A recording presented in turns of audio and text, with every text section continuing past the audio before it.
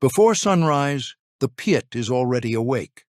Floodlights burn along the terraces like a city that never asked permission to exist. Haul roads coil downward in perfect loops. Conveyor lines hum in the dark.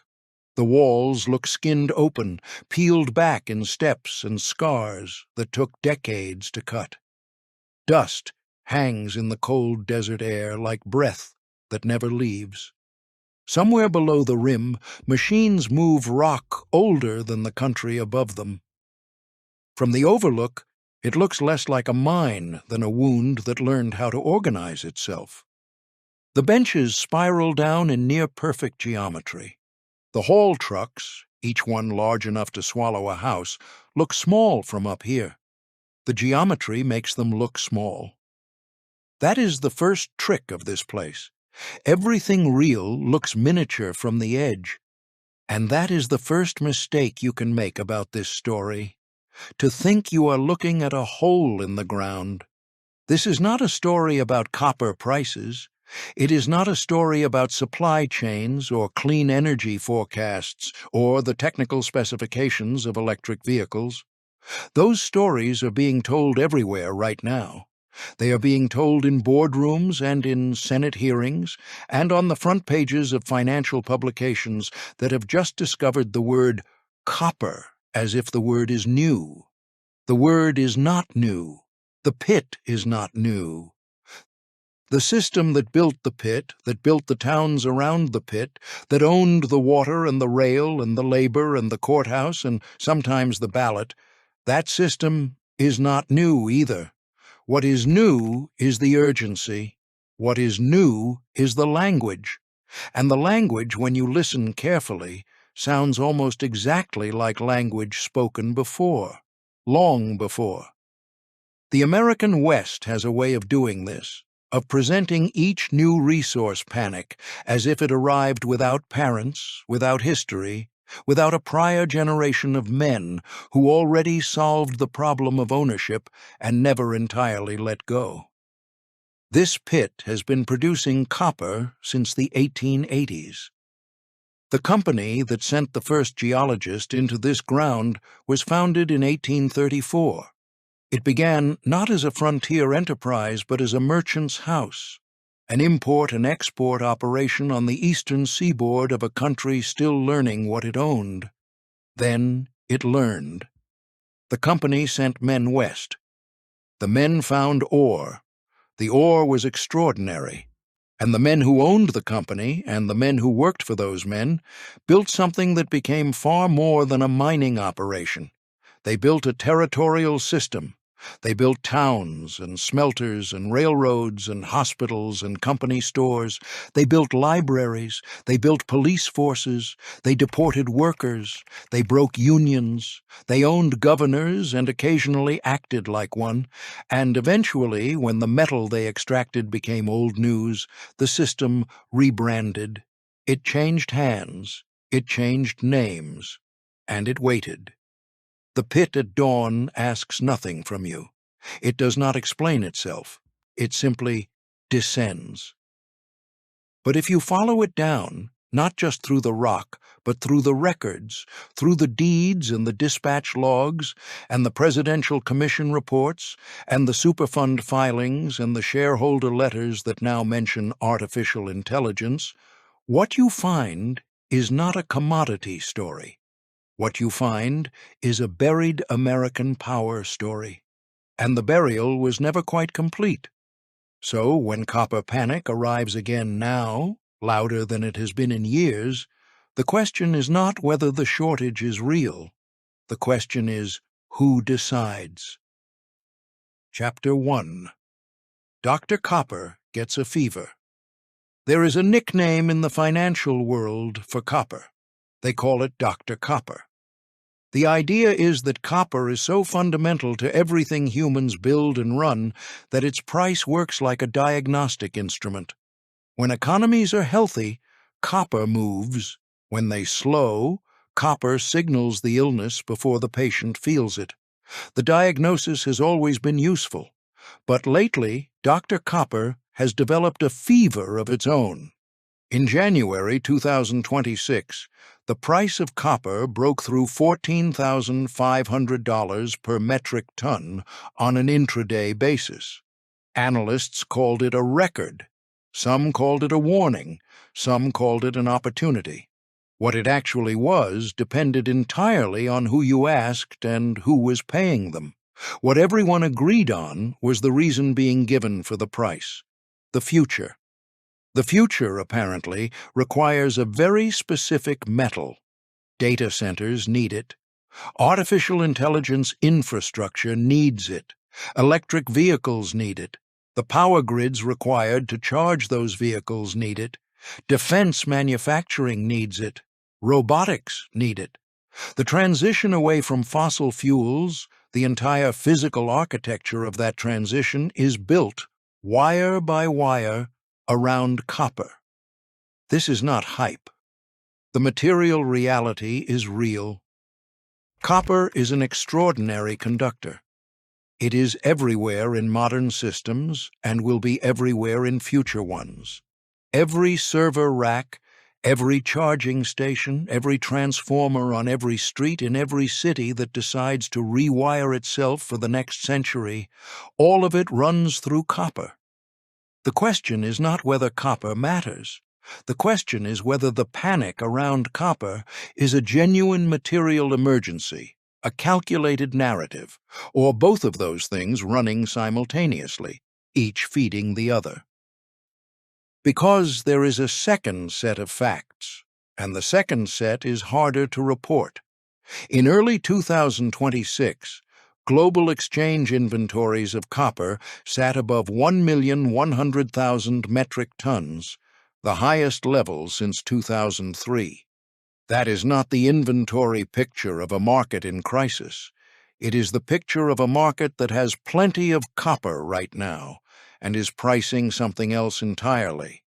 It is pricing the future, or more precisely, it is pricing whoever controls access to the future. $14,500 per ton, the price copper briefly touched in January of 2026. 1,100,000 metric tons sat in exchange warehouses at that same moment, the largest stockpile in more than 2 decades. 50%, how much annual copper demand is forecast to grow between now and 2040, according to analysis from S&P Global, driven by artificial intelligence, defense spending, and robotics. 42 million metric tons per year, what the world would need by 2040 if that forecast holds. 10 million metric tons, the estimated annual shortfall if new supply does not materialize fast enough. 1.1 million tons already there, 10 million tons potentially missing. The numbers do not resolve each other. They argue. Somewhere inside that argument is the actual story. If you are a mining company, you stand at the pit edge looking down at a future that finally vindicates every expansion plan, every environmental waiver, every decade of patience through low prices and hostile regulators. The shortage narrative is not a threat to you. It is permission. If you are a government, you stand at a map looking at your copper supply and realizing the geography is wrong. Most of the ore is not where your factories are. Most of the processing capacity is not where your defense contractors are. The panic, for a government, translates almost immediately into a territorial anxiety that sounds ancient even when it is described in modern policy language. If you are a worker in a copper town, you have been here before. You know what the boom sounds like coming in. You know what it sounds like leaving. And you have some understanding, earned through your own family history, of who absorbs the risk when the price swings. What is striking about this particular moment is the vocabulary: strategic, critical mineral, supply sovereignty, national security asset. These are not the words of a commodity market reacting to a price signal.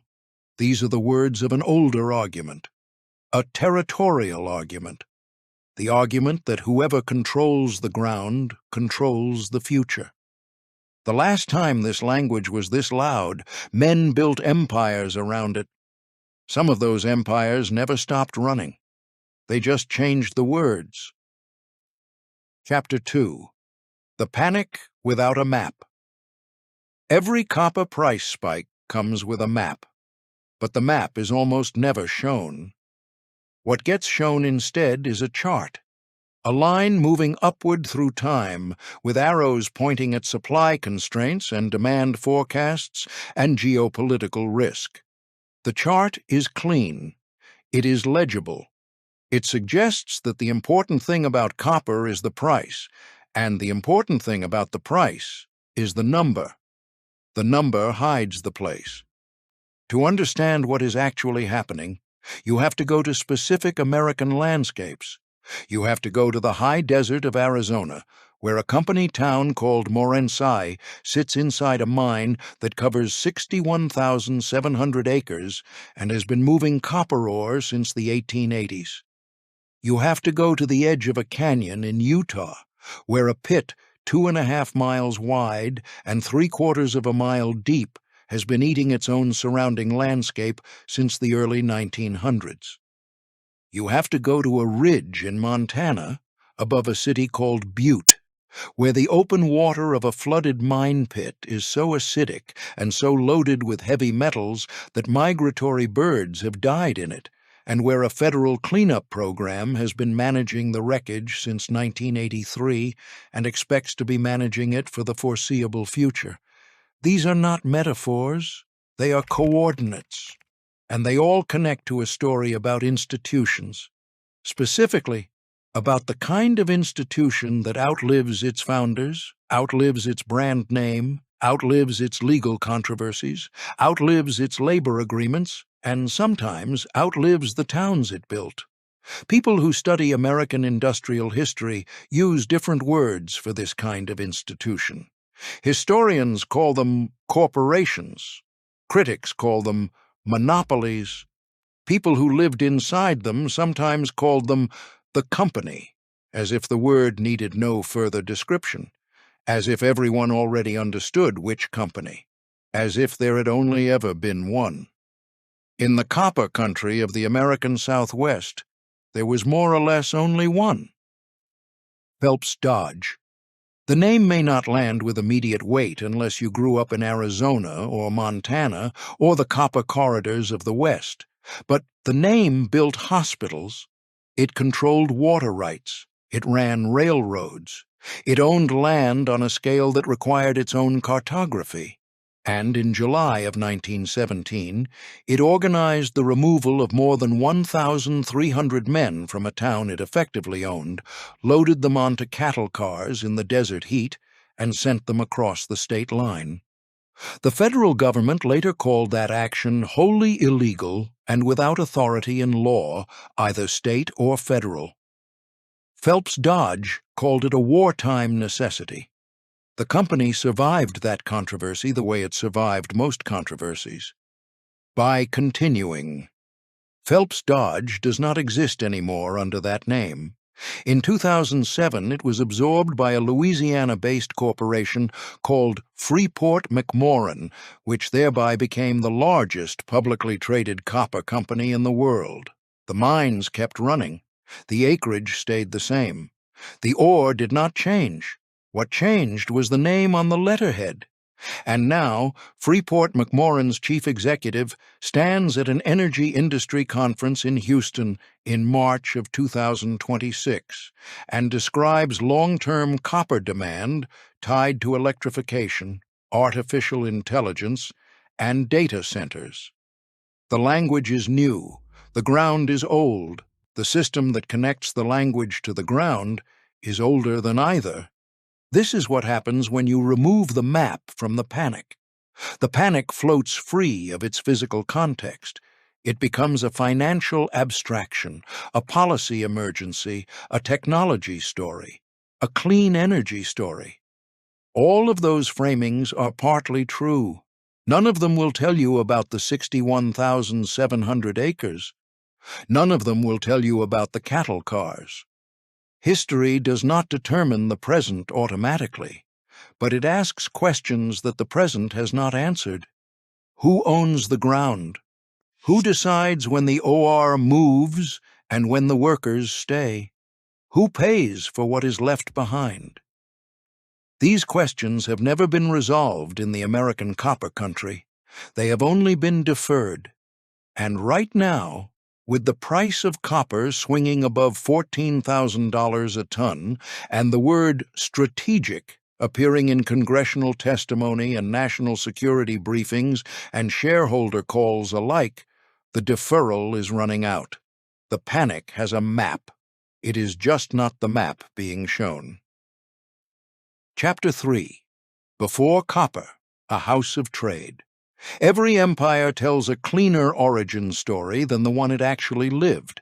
In 1934, a merchant named Anson Green Phelps and a businessman named William Earl Dodge formed a company in New York City. They were not miners. They were traders. Their business moved metals, wire, cotton, and iron through the commercial corridors of the Atlantic world. They had accounts. They had relationships with suppliers in England and customers across the American interior.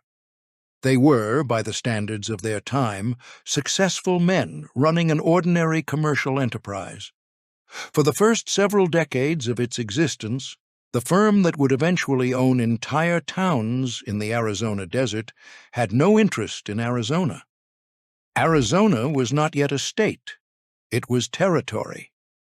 And territory in the 19th century meant something specific: land without full legal standing, land still being sorted between governments, corporations, and competing claimants, land where the rules were being written as the writing was happening. The firm moved west the way capital always moves west, in response to information. The information was geological. Somewhere in the mountains of the Arizona territory, there was copper. Not in the modest quantities that sustain a small operation, but in concentrations that made the numbers stagger. The ore grades at certain sites were, by the standards of the 1870s and 1880s, remarkable. The ground itself had been holding something. In 1881, Phelps Dodge entered Morenci. The date is specific, but the movement it represents is larger than any single year. It is the moment a mercantile house begins its transformation into something else entirely. The transformation did not happen cleanly. There were competing claims. There were other companies with overlapping interests in the same ground. The early years in Arizona were years of consolidation, not just of rock and ore, but of ownership. The company bought. It merged. It arranged. In 1885, on the 10th of August, the legal architecture of Phelps Dodge's position in Bisbee crystallized with the formation of the Copper Queen Consolidated Mining Company. The word consolidated was not incidental. Consolidation was the strategy. The ore alone was never the full prize. The ownership structure built around the ore was the prize. This is the thing that disappears in most commodity histories. The mine is never just a mine. The mine is the physical center of a system, and the system requires control over things that have nothing to do with geology. It requires rail. If the copper cannot move, it has no commercial value. Phelps Dodge understood this early and moved to control transport corridors throughout the territory. It requires labor.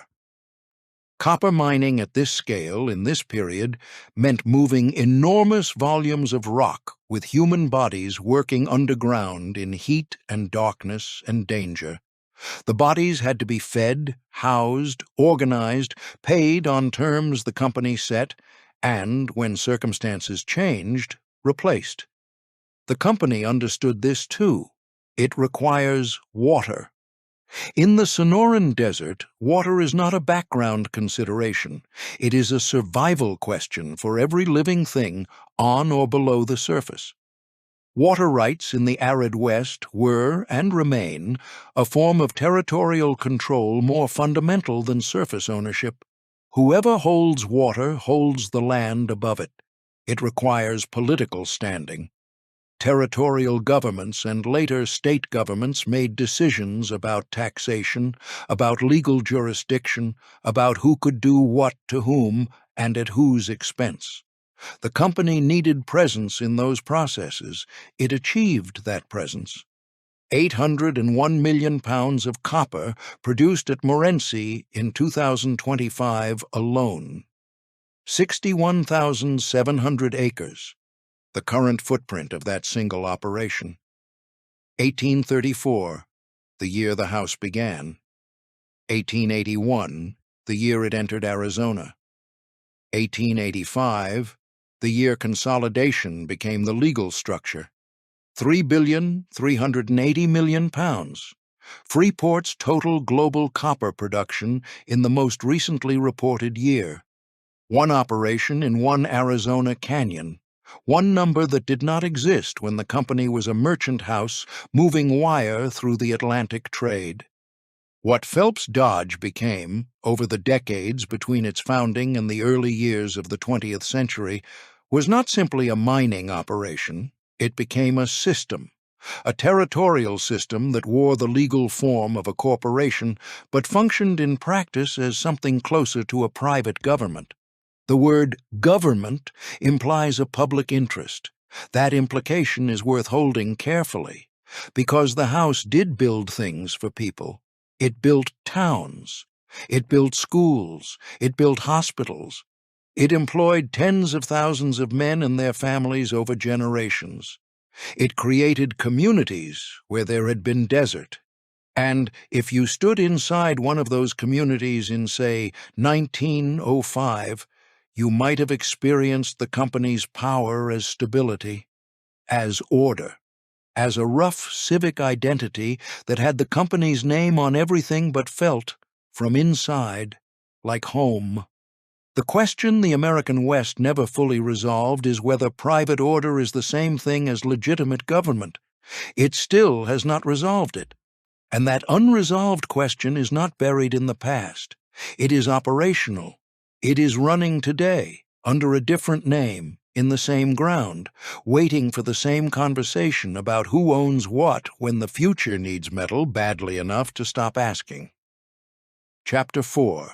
James Douglas and the Arizona Machine. The house needed a builder. It found one in a Canadian physician who had trained as a geologist and discovered, somewhere between medicine and metallurgy, that his real talent was for reading the earth the way other men read contracts. James Douglas was not the founder of Phelps Dodge's Western Empire. He was something more durable than a founder. He was the architect. The man who understood that ore in the ground was only potential, and that turning potential into a territorial system required a specific sequence of moves executed in the right order, with enough patience to let the landscape itself become the argument. Douglas arrived in Arizona in the 1870s as a consultant. His original assignment was geological assessment. He was supposed to look at certain deposits in the Bisbee area and tell the Eastern House whether they were worth developing.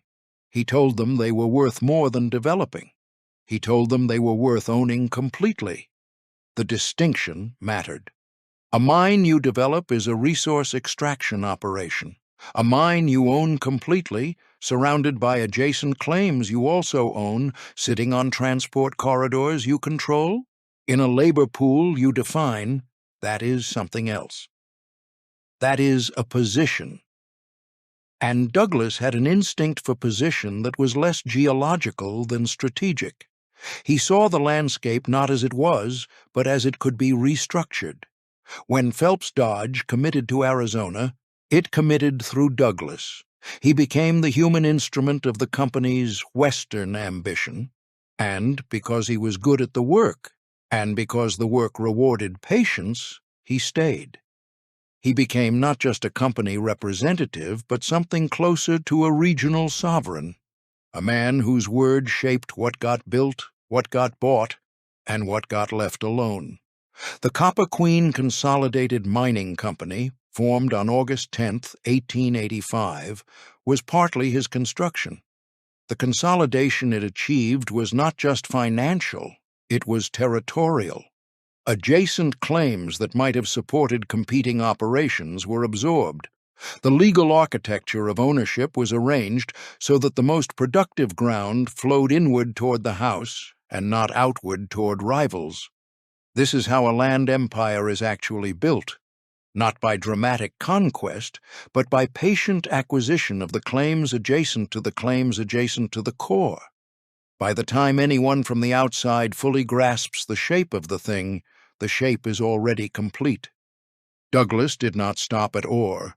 He understood that the physical infrastructure binding the mine to the market was as strategically important as the mine itself. The copper had to move. Moving it required rail. And rail in the Arizona territory of the 1880s was not a given. It was a prize. The company that controlled the rail corridor between the mine and the smelter, between the smelter and the coast, between the ore and the buyer, controlled the economics of every operation that depended on that corridor. Phelps Dodge built rail, or acquired rail, or arranged rail. The distinction between those three actions, in the territorial conditions of the late 19th century American West, was often not clear.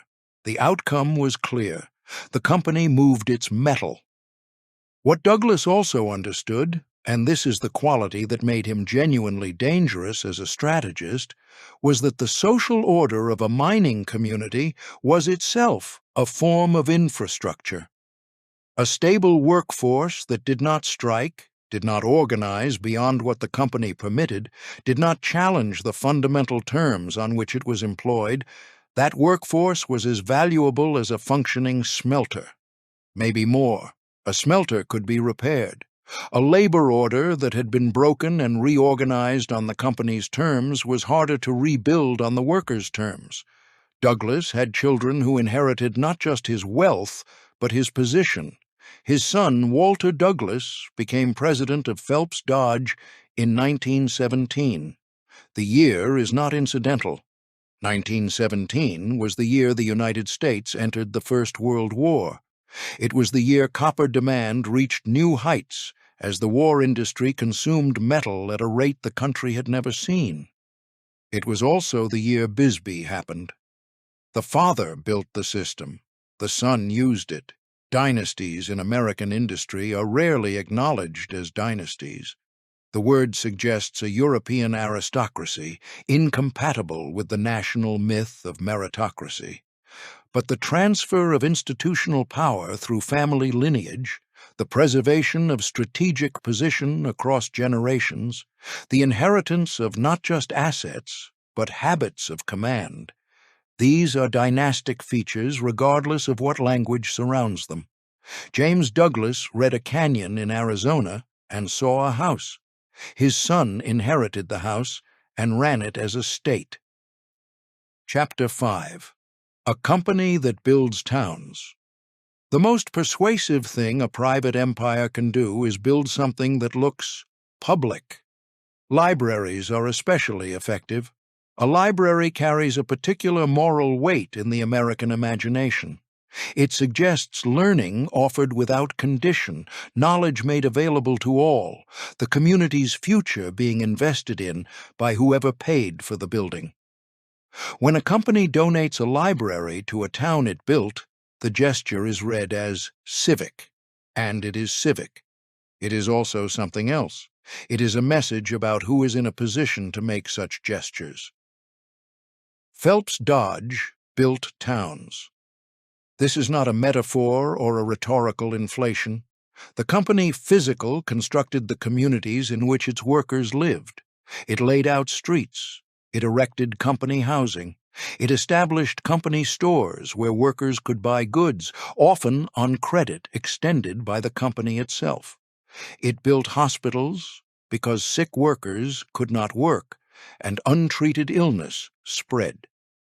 It built schools because workers with families needed schools, and families with schools were more likely to stay. It built churches because social order required institutions that organized time and behavior on the day the mine was closed. The town of Douglas, Arizona, incorporated in 1905, was built to serve a Phelps Dodge smelter. It was not a settlement that grew organically around an industry. It was an industry decision made physical. The streets ran where the company needed them to run. The infrastructure served the smelter's requirements. The community that formed inside that structure was real, with real human density and real social bonds and real generational continuity. But its founding logic was operational. Morenci is older. Its history reaches back into the 1870s when the first development of the ore body began. By 1881, when Phelps Dodge entered the picture, Morenci was already a working mining community. But it became, under the company's control, something more organized and more total. The transition from underground mining to open-pit mining beginning in 1937 changed the community's physical relationship to the mine in ways that took decades to fully play out. The pit expanded, the town contracted, and contracted again. In a company town, the boundary between employer and government is not simply blurred, it is intentionally managed. The company knows the boundary is blurred. It has decided how to manage that blurriness in its own interest. Sometimes the management is benevolent. Workers in Phelps Dodge communities had access to medical care at a time when most working Americans had none. They lived in housing that, by the standards of the era, was adequate and sometimes better than adequate. They worked in an industry that was genuinely dangerous, and the company provided a structural order around that danger. But the order was the company's order. Paternalism is the polite word for it. Paternalism means the parent decides, and the parent, in this case, was an institution whose primary obligation was not to the children, but to the shareholders in the East, who had underwritten the whole enterprise. This is the ambiguity that company towns never resolved and were never required to resolve. You could live your entire life in Morenci or Bisbee or Douglas and experience the company's power as ordinary, as the background condition of existence. The company owned the house you lived in, the store where you bought your food, the doctor who treated your children, and the ground you walked on. If you accepted those conditions, and most people did, because the alternatives were worse, the daily texture of life could feel like stability. Stability, though, is not the same as freedom, and the test of a private government is not how it behaves when things are going well. The test is what it does when things are not. Morenci today remains a company town. That sentence deserves a moment to land. After more than a century of industrial operation, of labor struggles and price crashes and environmental consequences and corporate mergers and rebranding, the town at the center of the largest copper operation in North America is still a company town. The workers who live there live in housing managed by the mining operation. The services available to them are shaped by the operational needs of the mine. The community exists in its current form because the mine requires a resident workforce. This is not a historical condition that ended. It is an ongoing arrangement. 61,700 acres, one company, one canyon, one town that has existed inside that ownership structure for well over 100 years. A library donated, a hospital built, streets laid out by the people who owned the streets. 1905 for Douglas, 1870-something for Morenci, 1937 when the pit began eating what the underground had left alone. The most persuasive thing a private empire can do is build something that looks public. The second most persuasive thing is to keep building it long enough that the question of who ownership it stops feeling like a question. Chapter 6. Butte, the Rival Kingdom. Before Arizona became a copper empire, Montana had already shown what copper rule looked like. And it was not pretty, and it was not stable, and it was not a cautionary tale that anyone in Arizona was inclined to take seriously, because the men building Arizona had seen Butte and thought, "We can do this better, more orderly, more total." Butte, Montana, in the 1880s and 1890s, was one of the most consequential places in the American West. It sat on a ridge above a valley that held ore concentrations so dense and varied that mining engineers who surveyed the ground called it, without irony, the richest hill on earth. The claim was not provincial boasting. The hill produced copper and silver and gold and zinc in quantities that would have defined the economies of several ordinary nations. By the early 1900s, the Butte and Anaconda district supplied nearly 1/3 of all the copper produced in the world, 1/3 of the world's copper from one ridge in Montana.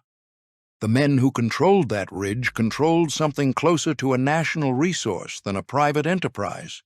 And they knew it, and the knowledge made them, in various combinations, magnificent and corrupt and violent and visionary and paranoid, and ultimately incapable of sharing what they held. Marcus Dolley arrived in Butte in the 1870s with the backing of California mining capital and an eye for ore that was almost supernatural in its accuracy. He found what no one else had properly assessed, a copper deposit below the silver that was enormous. He moved quickly. He bought the Anaconda mine before the full scale of the copper body was publicly understood, and then he built not just a mine, but a smelter city. Anaconda, Montana, took form in about 2 years around the infrastructure Daly required: streets, housing, a smelter that was, at its completion, one of the largest industrial facilities in North America, a city conceived and executed as an operational requirement. William Andrews Clark arrived in Butte along a different trajectory. He had made money in banking and trade and had the political ambitions to match his commercial ones. Clark wanted a Senate seat. He eventually bought one. Literally, the bribery of Montana legislators to secure his election in 1899 became one of the more explicit examples of Gilded Age political corruption in the American record. The Senate initially refused to seat him. He resigned. He ran again. He won again. What is remarkable is not the corruption itself. Political corruption in this era was nearly structural. What is remarkable is the scale of the resource base that made such ambition rational. When you control 1/3 of the world's copper supply, buying a Senate seat is a reasonable line item. Daly and Clark hated each other. Their rivalry became a defining feature of Montana politics for a generation. They spent money against each other the way other men spent time. They founded newspapers to attack each other. They bankrolled competing candidates for every office available. The personal feud between two copper kings shaped the legislative, judicial, and commercial environment of an entire state for decades. This is what copper wealth does to politics when the wealth is concentrated enough. It does not merely influence politics, it colonizes politics. It turns the machinery of democratic governance into a subsidiary operation of the mine. 1/3 of the world's copper, 2 men, 1 state. The Butte and Anaconda district at peak production. 168 miners killed in a single disaster in 1917. The deadliest hard rock mining event in American history, the Granite Mountain Speculator Fire, which burned through the underground works while the shift was down and could not find its way back to air.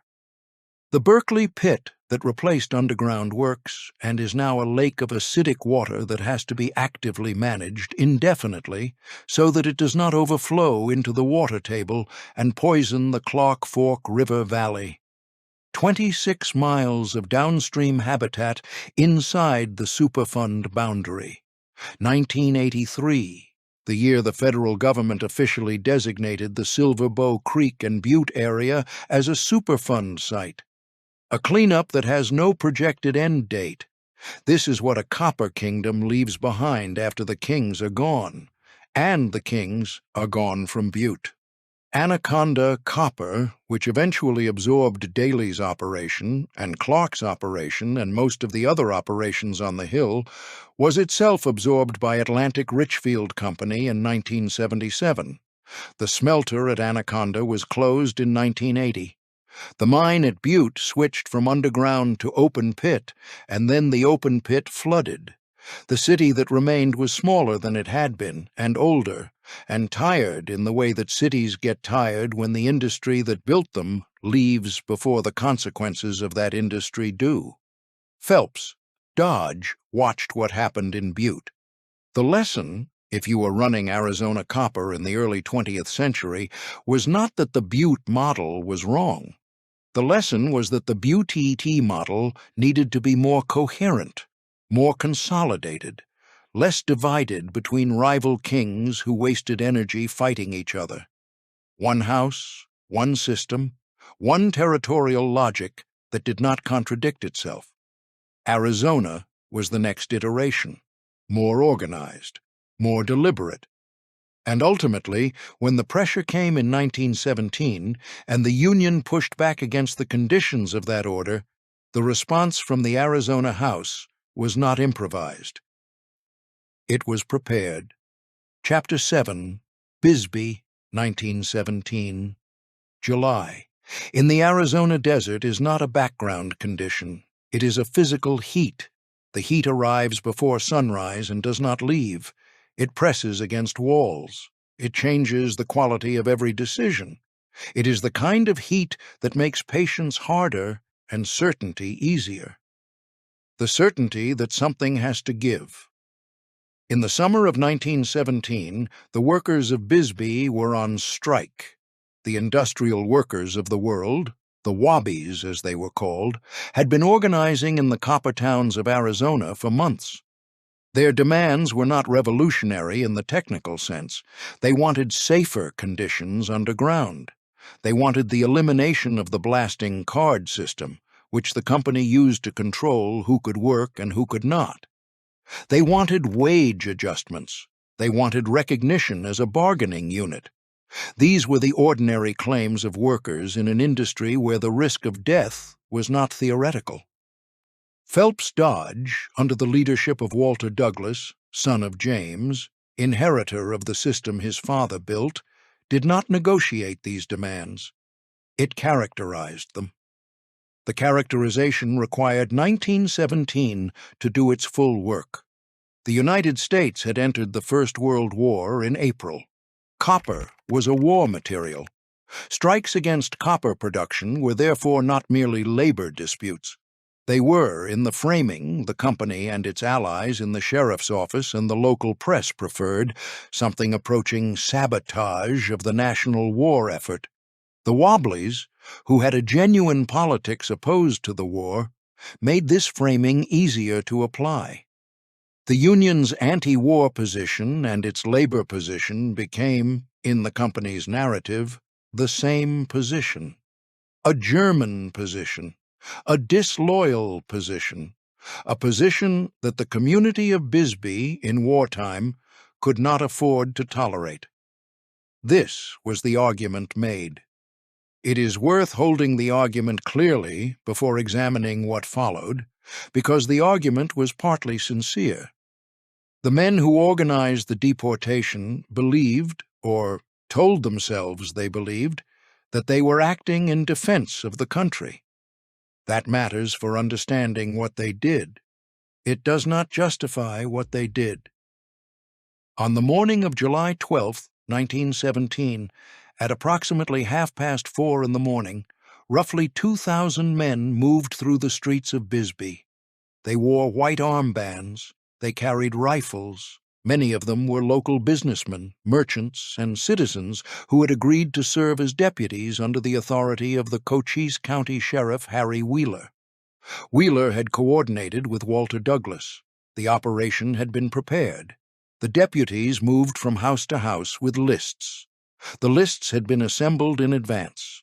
They contained the names of strikers, suspected strikers, union organizers, and in many cases men whose only connection to the strike was proximity to someone on the list or membership in the wrong ethnic group, or the misfortune of having said the wrong thing to the wrong person at some point before July 12th.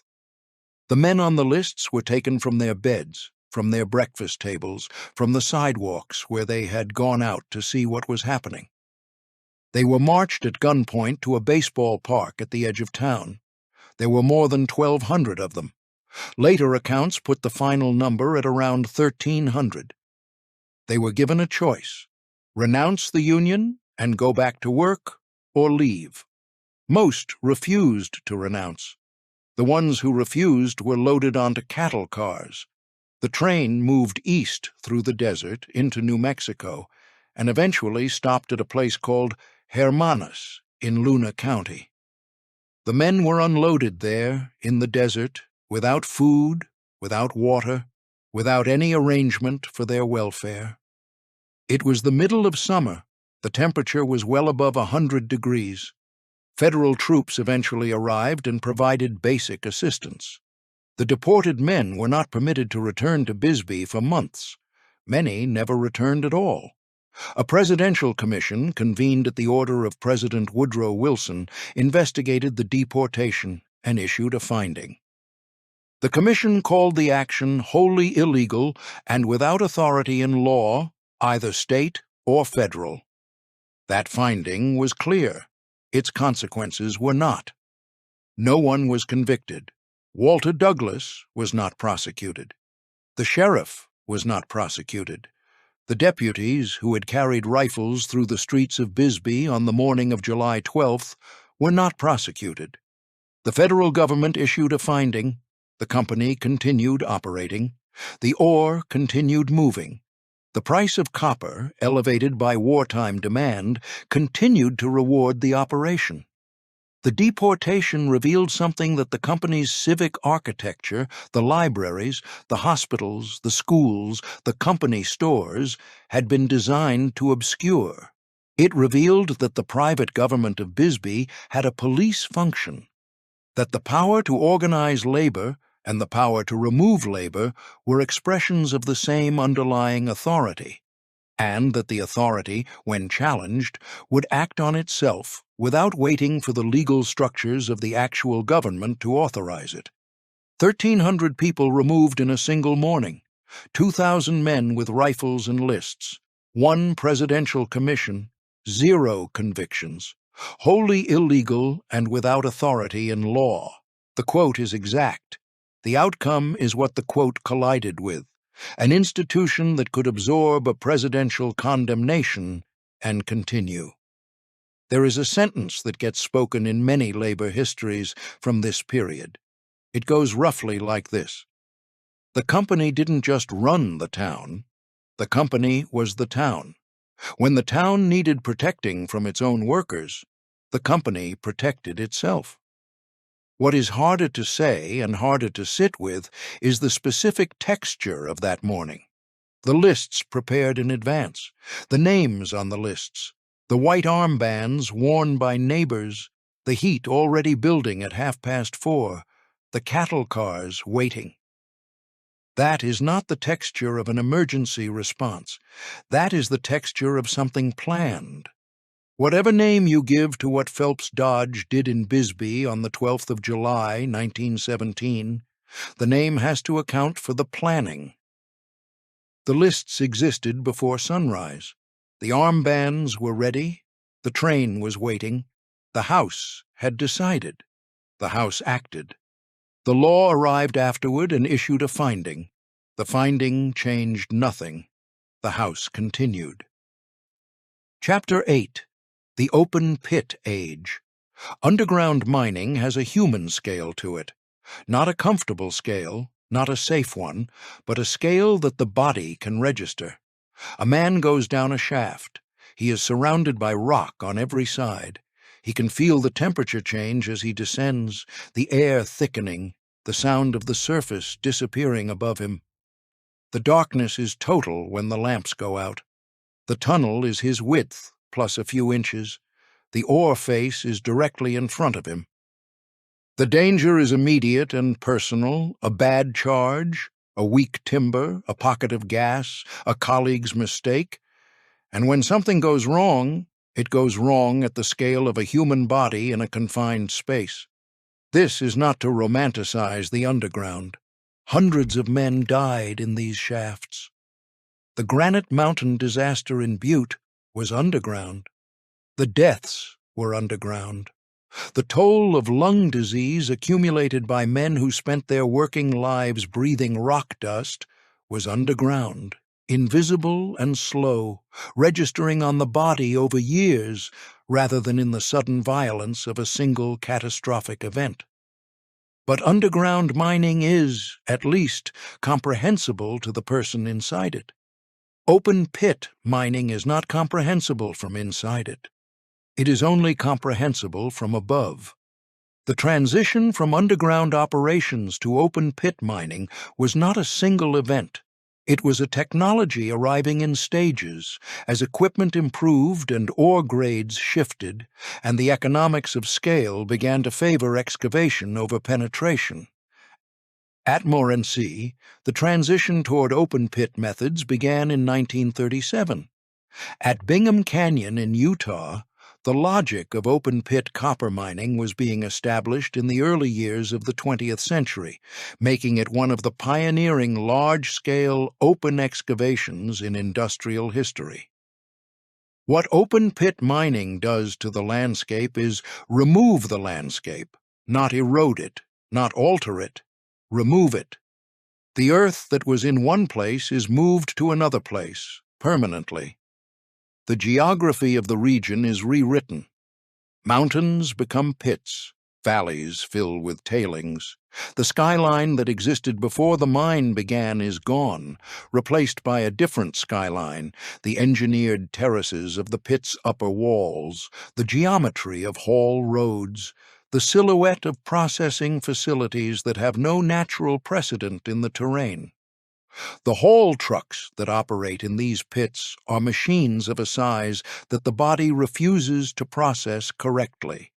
A single tire on a large haul truck is taller than most men. The truck bed, loaded, carries hundreds of tons of rock. Dozens of these machines operate simultaneously on the haul roads, moving in continuous loops from the pit floor to the crusher, from the crusher back to the floor, hour after hour, shift after shift. They have no relationship to the human scale of the underground. They operate at the scale of the pit itself. The pit is the unit of measurement. At Bingham Canyon, the pit is approximately 2.5 miles wide and more than 3/4 of a mile deep. Those are current dimensions. The pit was not always that wide and that deep. It grew. It is still growing. Every year that the operation continues, the pit is larger than it was the year before. The haul roads spiral down its walls in terraces cut into the rock, and each terrace is a former surface that no longer exists. 1937 at Morenci marked the year the transition to open pit began. The early 1900s at Bingham Canyon saw the open pit logic established before most of the country understood what that logic implied. 2.5 miles is the current width of the Bingham pit. 3/4 of a mile is its depth. 900 million tons of ore have been removed since large-scale operations began. 61,700 acres is the current footprint of Morenci alone. These numbers describe not extraction, but displacement of rock, of landscape, and eventually of the towns built on top of both. Morenci's transformation into open-pit country changed the visual logic of the place completely. What had been a mining town with an underground character, close, dense, built around the shaft heads and the rail spurs that served them, became something else as the pit expanded. The town's relationship to the mine was no longer one of proximity to a specific industrial facility. It became proximity to an expanding absence. The pit was not next to Morenci. The pit was becoming the landscape that Morenci sat within. This is a different kind of power relationship than anything the underground mining era produced. Underground, a man could conceptually separate himself from the mine when he came up. He was inside the mine, and then he was outside it, and the difference between those two states was navigable. In open-pit country, the mine is the terrain. It is the view from every window. It is the sound that defines the ambient experience of the place. It is the dust that settles on everything. It is the reason the road runs where it runs, and the town is shaped the way it is shaped, and the horizon looks the way it looks. The open-pit age did not change who owned the system. It changed the system's relationship to the visible world. It made the ownership spatial, legible from altitude, measurable in cubic miles, and it made the company's power not just economic, social, or political, but geological. The company was now reshaping the ground itself, moving it, reorganizing it at a depth and scale that would be visible from orbit long after everyone involved was gone. That is a specific kind of permanence. It is not the permanence of a library that can be repurposed. It is not the permanence of a company store that can be converted to some other use. It is the permanence of a hole that does not fill. The open-pit age asked a new version of an old question. The old question was, who owns the ore? The new question was, who owns the absence where the ore used to be? No one answered it. The haul trucks kept moving. Chapter 9. The Town That Was Eaten. There is a town that no longer exists. It had streets. It had a main commercial district with hotels and barbershops and general stores. It had schools. It had a population that at its peak reached somewhere around 15,000 people.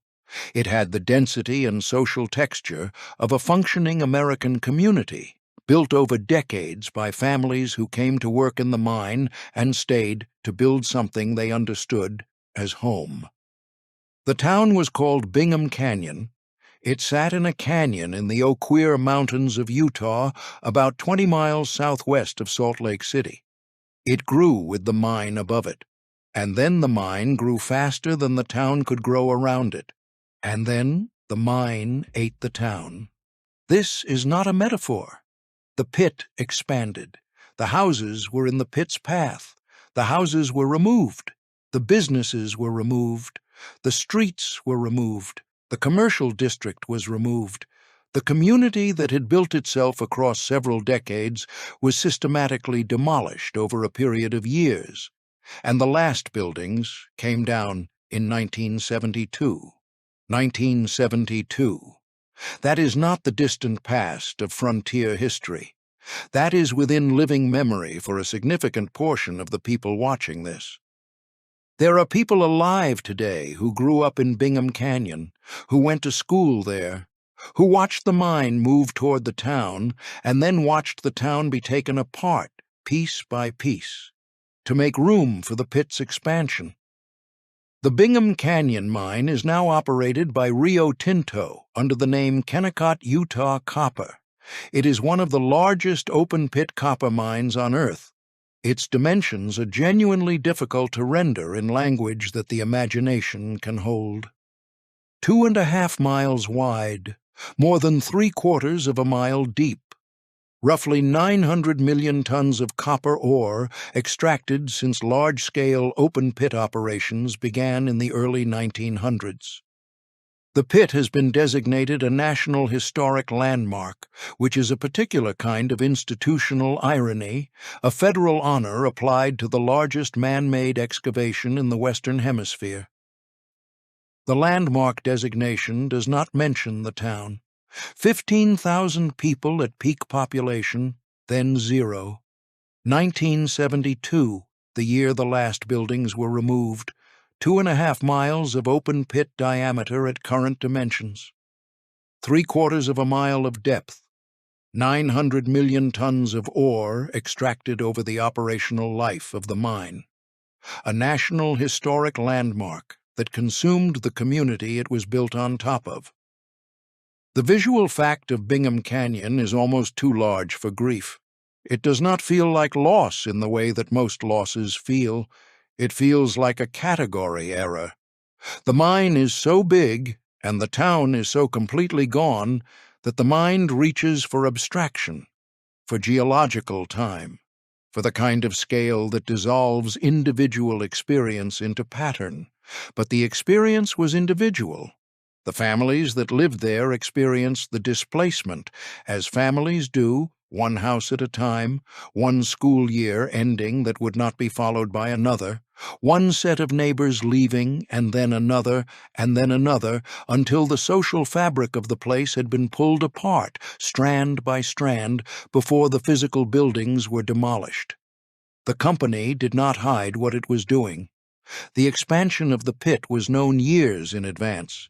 The community understood, in some sequential way, that its neighborhood was inside the future footprint of the mine. The displacement was managed. There were buyouts. There were relocations. There were presumably moments of negotiation between individual homeowners and the corporate operation. What there was not, at any point in that process, was a meaningful alternative to the mine's expansion. The mine expanded because the ore body justified the expansion, and the ore body's economic value was so much larger than the community's assessed value that the comparison was not a comparison. It was a verdict. This is what the open pit does that the underground never quite did. The underground mine was dangerous to the workers inside it. The open pit is an argument about the relative value of people and ore made physical, made permanent, made into terrain. The town that was eaten did not disappear in a disaster. It disappeared in an orderly process. Papers were signed. Payments were made. Buildings were taken down carefully enough that the materials could sometimes be reused. The canyon was not destroyed in a moment of violence. It was reorganized over decades into a form that could produce copper at the scale and cost structure that the market required. The scale the market required was larger than the town, and so the town is gone, and the pit is there, and the pit is a National Historic Landmark, and the people who grew up in Bingham Canyon grew up somewhere else after 1972. And their memory of the place is the only thing that still holds its original shape. The pit did not expand beside the community. Eventually, it replaced it. That sentence is not a judgment. It is a description of what happened. Whether it was right or wrong is a question that the landmark designation has made harder to ask, and that the ore body's economic record has made easy to dismiss. The copper from Bingham Canyon powered the electrification of the American West. It wired cities. It built grids. It moved through transformers and transmission lines, and eventually into the walls of houses not entirely unlike the ones that used to stand in the canyon. The canyon gave everything it had to give. The people who lived there gave everything the canyon asked. Neither the canyon nor the people were consulted about the terms. Chapter 10. Butte after the kings. The kings of Butte are gone. What they left behind is not. Marcus Daly died in 1900. William Clark survived until 1925, long enough to watch the dynasty he had fought for consolidate into corporate form around him and then move on without him. The Anaconda Copper Mining Company, which eventually absorbed most of what both men had built, passed through a series of corporate owners and kept the Butte operations running until the economics no longer supported them. The open pit that replaced the underground in the 1950s carved an enormous hole into the same ridge where the underground workings had operated for decades. Then the pit flooded. When Anaconda shut down its pumping operations at Butte in 1980, the groundwater that the pumps had been holding back began to rise. It rose through the abandoned underground workings, filling the tunnels and shafts that had been carved through the mountain over 100 years of hard rock mining. It rose toward the surface, and as it rose, it dissolved the minerals in the rock around it, and the waste left behind by a century of processing operations. By the time the water reached the surface level of the Berkeley pit, it had become something that is difficult to describe neutrally. It was water in the sense that it was liquid and it occupied the pit.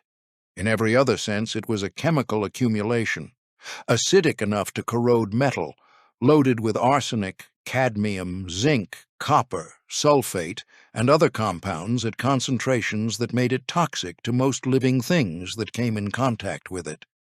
The Berkeley pit today holds more than 40 billion gallons of this water. The water level rises approximately 1 foot per year. There is a critical level, engineers call it the critical water level, above which the contaminated water would begin migrating into the regional aquifer and from there into the Clark Fork River system. The pit's water level is being monitored continuously. Treatment systems are being designed and in some stages implemented. The effort is enormous, ongoing, and expected to continue indefinitely.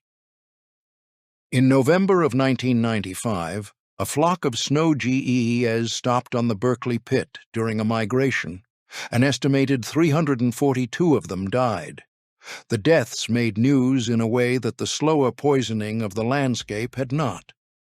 Something about the gees, the visibility of their death, the speed of it, the fact that they arrived from somewhere clean and did not leave, made the abstraction of toxic contamination suddenly specific.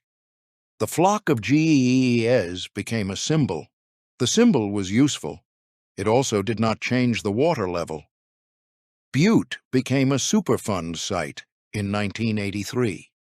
The designation was later expanded to include not just the Berkeley pit, but the underground mine workings beneath the city, the urban areas above them, and 26 miles of stream and streamside habitat downstream in the Silverbow Creek and Clark Fork corridor. It is one of the largest Superfund sites in the United States. The cleanup costs are measured in the hundreds of millions of dollars. The responsible parties, Anaconda, Atlantic Richfield, and their successors, have been in legal and regulatory negotiation over those costs for decades. 40 billion gallons of acidic, heavy metal-laden water, 1 foot of rise per year, 342 gees in 1995, 26 miles of Superfund boundary downstream, 1983, when federal designation finally gave the contamination a legal category. Hundreds of millions in cleanup costs with no projected completion date. 100 years of mining that produced 1/3 of the world's copper at peak and left behind a management problem that will outlast everyone currently alive. This is the maintenance phase of empire, not its death, its maintenance. The word maintenance is important. The Berkeley pit is not being remediated in the sense of being returned to a prior natural condition. It is being managed. The water is being treated and will continue to be treated. The contamination is being monitored and will continue to be monitored. The ongoing cost of that management is being borne by a combination of corporate successor liability, federal Superfund mechanisms, and the state of Montana. None of those funding sources is the original company. The original company has been gone for decades, reorganized and absorbed and rebranded, past the point where legal responsibility cleanly attaches. The accountability structure that exists is an approximation of justice built from the wreckage of clearer responsibility. Anaconda Copper Mining Company built Butte's smelter city in a matter of years. The smelter city took shape in 1883 as an operational requirement, a place to process the ore that the ridge produced. Anaconda, Montana, was conceived in the mind of a mine. It served the mine with fidelity for a century. When the mine no longer needed it, the processing operations were shut down. The smelter stack, for decades one of the tallest freestanding structures in the world, was demolished in 1982. The city it had defined remained, smaller, older, with the stack gone and the smelter gone and the workforce that had operated both dispersed into the aftermath of deindustrialization. What Clark said, speaking about the people who would come after him, is worth holding against the Berkeley pit. Those who succeed us can well take care of themselves. The sentence was not spoken as an instruction about toxic water. It was spoken as a dismissal of inherited obligation, as a permission slip for the present against the future. The geese did not take care of themselves. The city of Anaconda did not take care of itself after the stack came down. The Clark Fork River is still being taken care of, expensively and imperfectly, by people who had nothing to do with the decisions that required the care. The kings of Butte are gone. The consequences of what they built have not achieved the same exit. They are still here, underground and rising. Chapter 11, 1983, The Strike That Ends the Bargain. By 1983, the world copper price had collapsed. The combination of a global recession, a strong dollar, and structural oversupply had pushed the price of copper down to levels that made American copper mining, with its comparatively high labor costs and aging infrastructure, look like a losing proposition. Companies across the industry were making cuts. The question was, what kind of cuts, and who would absorb them? Phelps Dodge's answer was specific. It was not simply an answer to the copper price, it was an answer to a longer question about the terms on which the company had been operating for decades. The labor contracts it held with the United Steelworkers and other unions at its Arizona mines included provisions, cost of living adjustments, wage protections, benefit structures that had been negotiated across multiple bargaining cycles during the years when copper prices were higher. The company now told the unions it needed to suspend those provisions. The unions said no. On the 1st of July, 1983, more than 2,000 workers at Phelps Dodge's Arizona operations went on strike. The company had been preparing for this moment. It had made a decision at the level of its senior leadership under Chief Executive George Monroe, that the strike was an opportunity rather than merely a crisis. The opportunity was to restructure the labor relationship on terms that the company could sustain through the next downturn and the one after that. The unions had grown strong enough over the decades of post-war American industrial bargaining to constrain what the company could do in moments of economic stress. The 1983 strike was the moment to change that. The company began hiring replacement workers, strikebreakers in the language of the union, permanent replacements in the language the company preferred, the language distinction itself, an argument about the nature of the employment relationship. The replacements were trained and put to work. The mines kept producing. The Arizona governor at the time deployed the National Guard to the copper towns. The stated purpose was to prevent violence between the striking workers and the replacement workforce. The practical effect was to provide a security perimeter around the company's operations that made continued production possible under conditions that would otherwise have been untenable. The strike went on for months, then more months. The Union families held on through the winter of 1983 and into 1984. The community divisions in towns like Clifton, Morenci, and Douglas were extreme. Families split over the question of whether to cross the line. Lifelong friendships ended. The social fabric that the company towns had built over generations, the dense interlocking community that made places like these livable in otherwise inhospitable desert terrain, was torn in specific, named personal ways. The women of the striking families organized. They became more visible in the public life of the strike than union strikes in the copper country had historically made room for. They blocked roads. They held the line in front of the mines while their husbands, fathers, and brothers waited. Their involvement became one of the most documented aspects of the strike, a reminder that the company's power over the town extended to every member of every family inside it, not only to the men who held the union cards. In late 1984, the union held a decertification vote. The workers who had crossed the line, the replacement workers who now held the jobs that strikers had vacated, voted on whether to keep union representation. The result was decertification, one of the largest mass union decertifications in American labor history. The bargaining units that had represented Phelps Dodge workers for decades ceased to exist. The company had won, not just the economic argument, but the structural argument. It had demonstrated that a sustained strike, responded to with replacement labor and state enforcement support, and the patience to outlast the union's financial reserves, could eliminate collective bargaining from an operation that had been organized for a generation. 2,000 workers. One strike. 3 copper towns fractured from the inside: Clifton, Morenci, Douglas. 1 National Guard deployment. 1 decertification vote in 1984.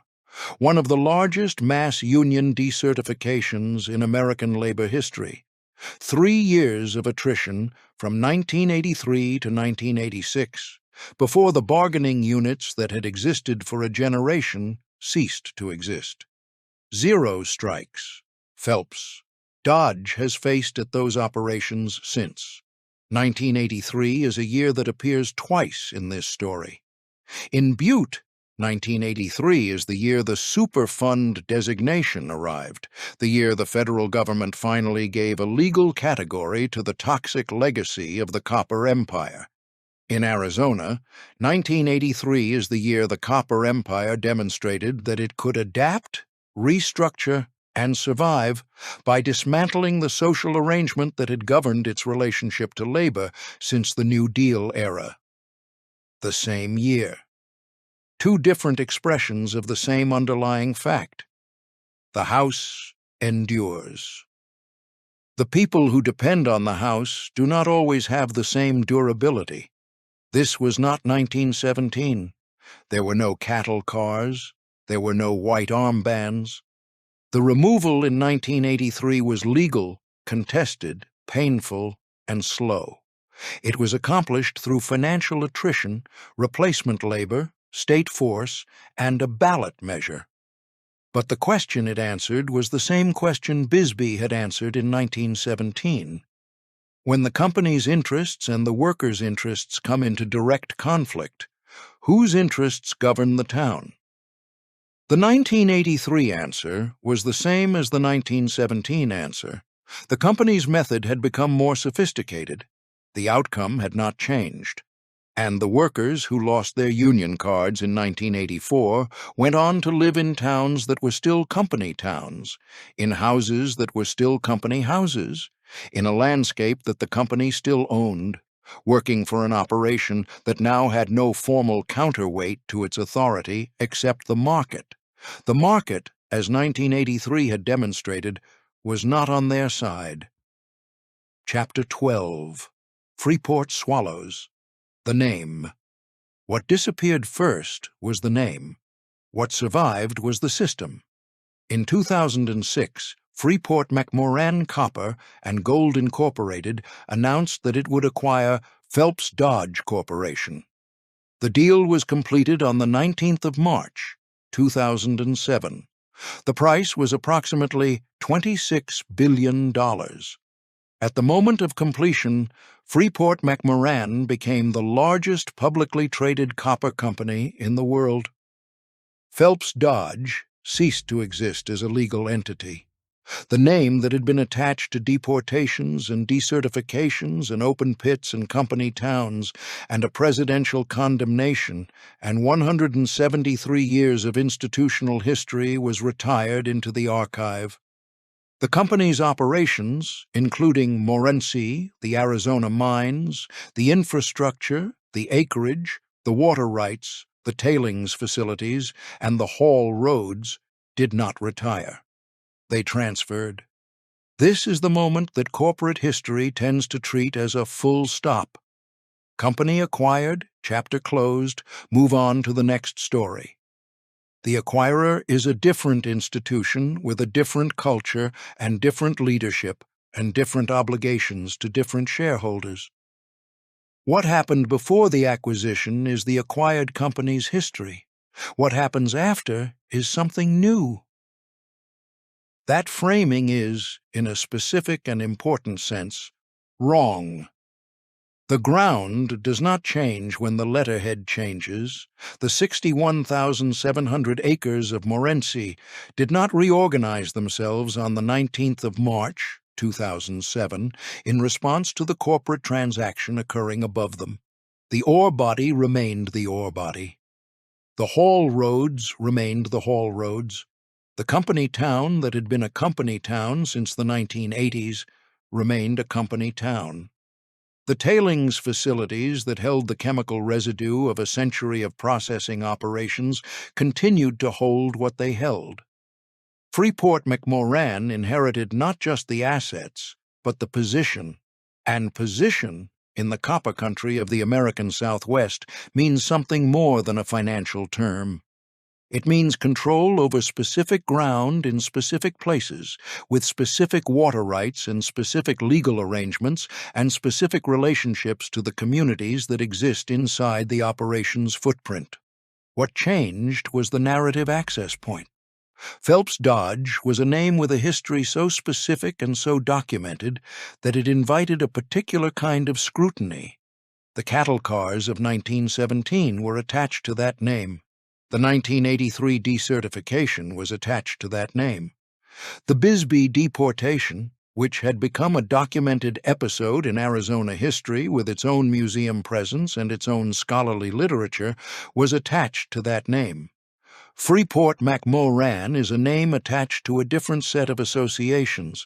It suggests global operations, Louisiana origins, financial engineering, the complexities of multinational resource extraction in places like Indonesia and the Democratic Republic of Congo and Chile.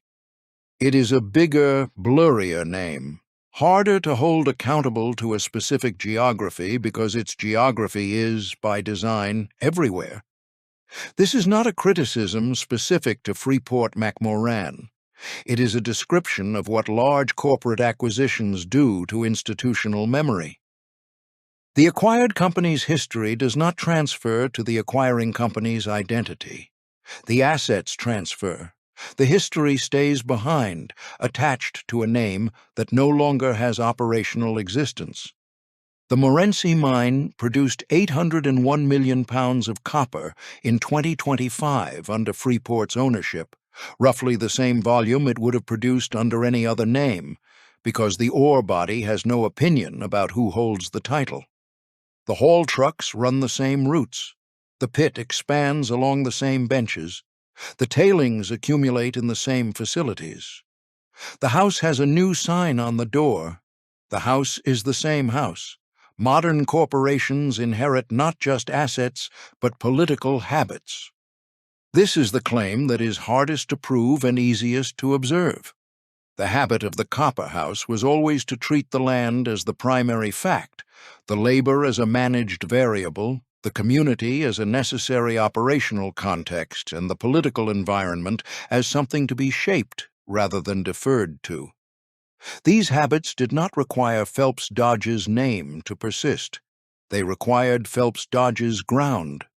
Freeport has the ground, and now, in 2026, Freeport's chief executive stands at a conference in Houston and describes a future in which the demand for copper is structural, durable, and driven by forces, electrification, artificial intelligence, data centers, that make the case for continued and expanded extraction stronger than it has been in decades.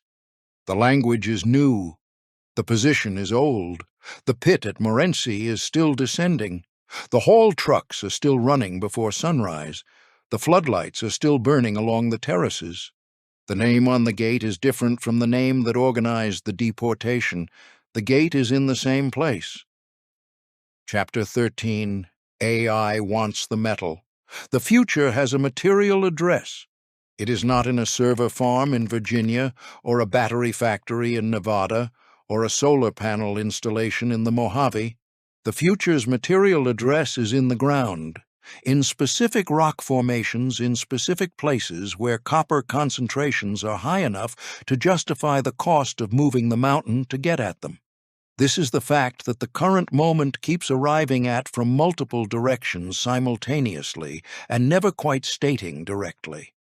The artificial intelligence revolution is, at its physical foundation, a copper story. Every data center that runs the large language models, every server rack drawing power through copper-wound transformers, every transmission line carrying electricity from a renewable source to a charging station, every charging station delivering current to an electric vehicle through copper cable, all of it requires the metal, not symbolically, materially. The numbers being attached to this requirement are large enough that they have begun moving the market in ways that feel qualitatively different from prior commodity cycles. S&P Global's analysis, published in early 2026, projected that copper demand could increase by 50% between now and 2040, driven specifically by artificial intelligence infrastructure, defense manufacturing, and robotics, in addition to the already established electrification demand. The annual figure that 50% growth implies is 42 million metric tons per year. The current global production capacity does not support 42 million metric tons per year. The shortfall, by some estimates, could reach 10 million metric tons annually if new supply does not materialize. The United States government has registered this arithmetic. In 2025, copper was added to the official list of U.S. critical minerals maintained by the United States Geological Survey. The designation is not ceremonial. It changes how federal agencies approach permitting, financing, and strategic reserve questions related to copper supply. The word critical carries specific regulatory and policy weight. It means the government has decided this material is important enough to its security and economic interests that normal market mechanisms cannot be trusted to ensure adequate supply on their own. Arizona, which produced approximately 70% of American copper output in 2025, is therefore not just a mining state in the way it has always been a mining state. It is a critical minerals state. Its ground is a national security asset. The language around it has shifted from extractive industry to strategic resource. And that shift brings with it a different set of political protections, a different relationship between the federal government and the companies operating on that ground, and a different set of justifications for why the scale of the operation needs to grow rather than be reconsidered. Freeport-McMoran's chief executive said at an energy industry conference in Houston in March of 2026 that long-term copper demand remains strong because of, and the quote is exact, electrification, AI technology, and data centers. The statement was a market communication delivered to an audience of investors and industry analysts. It was also a political statement. It was the company's position on what its ground is for. The United States and Japan announced a deeper critical minerals cooperation plan in March of 2026. Nations are now coordinating their access to copper supply the way they coordinate their access to fuel. The strategic minerals language is reactivating arrangements and institutions that the post-Cold War period had allowed to go quiet. $14,500 per ton, the intraday price copper touched in January of 2026. 70% of American copper from Arizona ground. 50% demand growth projected by 2040. 10 million metric tons of potential annual shortfall. 2025, the year copper joined the critical minerals list. 42 million metric tons, the annual demand figure that the AI and electrification forecasts imply. 3.38 billion pounds of copper produced globally by Freeport in the most recently reported year. 801 million pounds from Morenci alone. The old empire suddenly looks modern.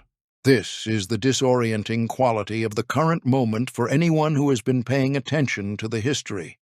The arguments being made for expanded copper extraction in 2026, strategic necessity, national security, the infrastructure demands of an energy transition, the impossibility of building the future without more metal, are not identical to the arguments made in the 1980s and the 1970s.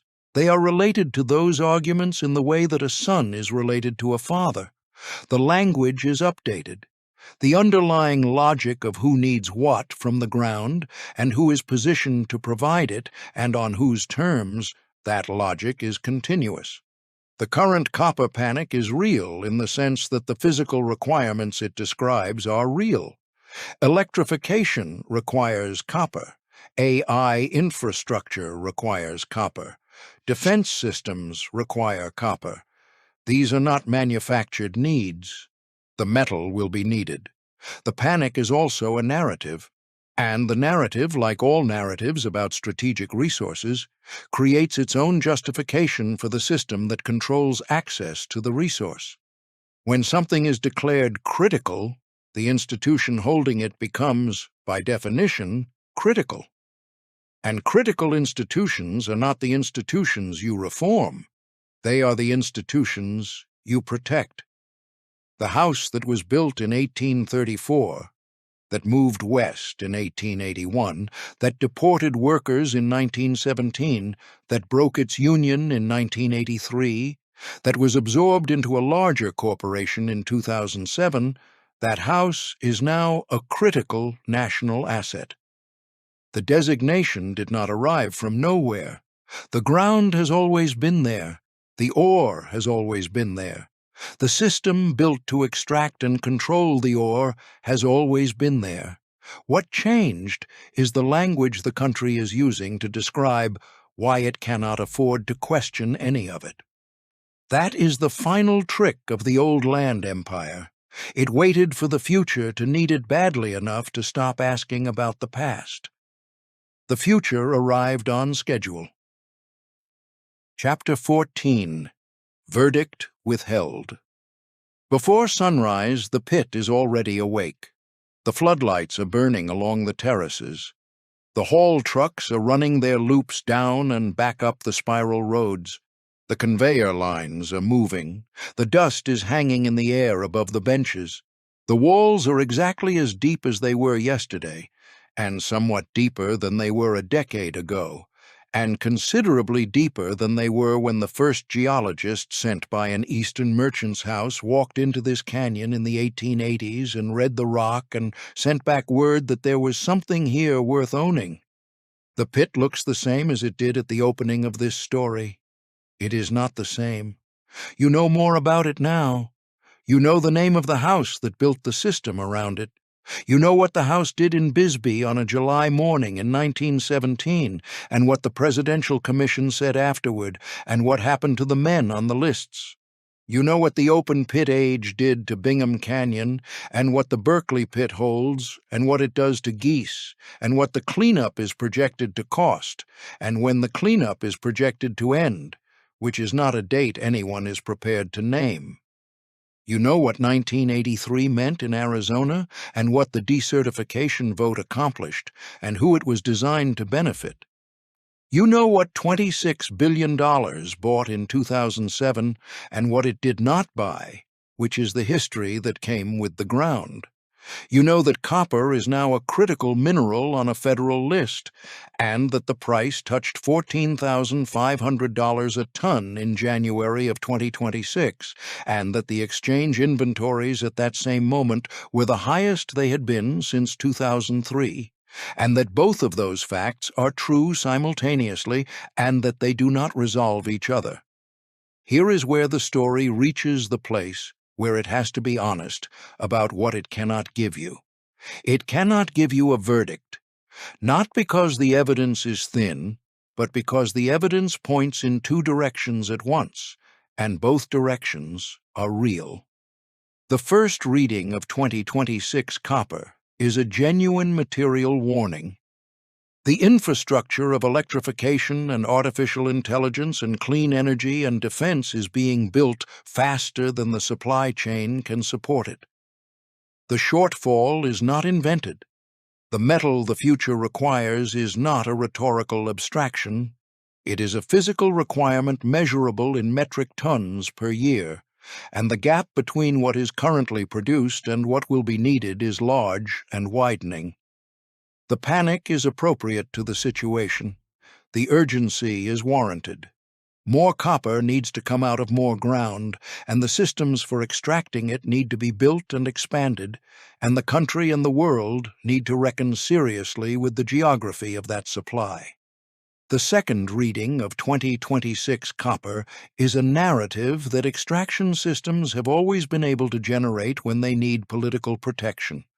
The critical minerals designation, the national security framing, the AI demand projections, the strategic cooperation agreements between governments, these create the conditions under which old extraction territories recover their moral urgency, under which questions about labor and environment and community sovereignty become secondary to the imperative of supply, under which the house that built the system benefits from a new generation of justifications for why the system cannot be fundamentally changed. Both readings are true. They can be true at the same time. The copper is genuinely needed. The system that controls its extraction is genuinely old and genuinely resistant to accountability. The shortage is real, and the narrative around the shortage is also constructed. The future requires the metal, and the future will be negotiated on terms set by whoever owns the ground. These are not contradictions. They are the operating conditions of American resource history. They have always been the operating conditions. The only thing that changes is the technology being built on top of the ground, and the language used to describe why that technology's requirements supersede the questions left over from the last time the ground was declared strategically necessary.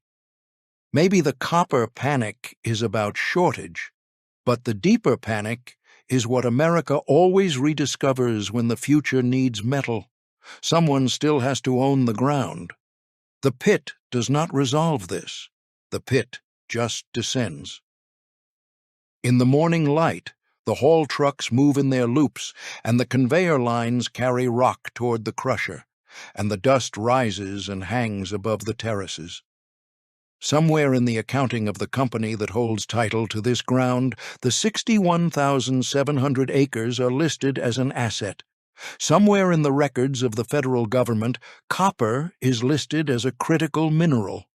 Somewhere in the memory of the towns that the copper country built and broke and sometimes swallowed, there are people who know exactly what it means when the language around this ground shifts toward urgency and necessity. They have heard this before, not these words, this structure. The structure says, "The future needs what we have." The structure says, the questions about how we came to have it are a distraction from the emergency. The structure says, there is not time, right now, for the past. There is always the past. It is in the water rising in the pit at Butte. It is in the expanded mine footprint that was a town in Utah until 1972. It is in the records of a presidential commission that found what happened in Bisbee wholly illegal and changed nothing. It is in the decertification votes of 1984 and the workers who lost bargaining power they have never recovered. It is in the road into Morenci that runs through land the company has owned for more than a century. The past is not behind the present. It is underneath it. The pit descends through it every day. The floodlights burn. The verdict is withheld.